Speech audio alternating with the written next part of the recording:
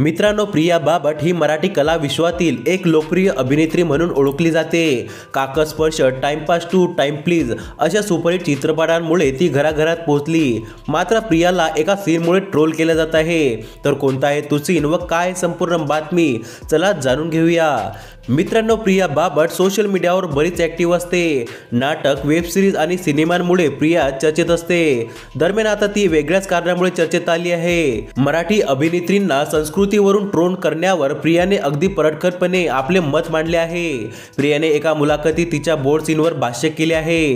प्रिया म्हणाली, खूपदा कलाकारांना सोयीच्या हव्या त्या साच्यात पाहण्याचा प्रयत्न केला जातो, ते योग्य नाही। हिंदीतील इतर भाषांमधील अथवा हॉलिवूडचे सिनेमे पाहताना त्यांच्याकडे पात्र म्हणून पाहता, त्यांचे कौतुक करता, काय मस्त काम केलं आहे असे म्हणता। पण जर हेच काम तुमच्या मुलीने केले तर तुमची मराठी संस्कृती का आड येते, असा प्रश्न प्रियाने प्रेक्षकांना केला आहे।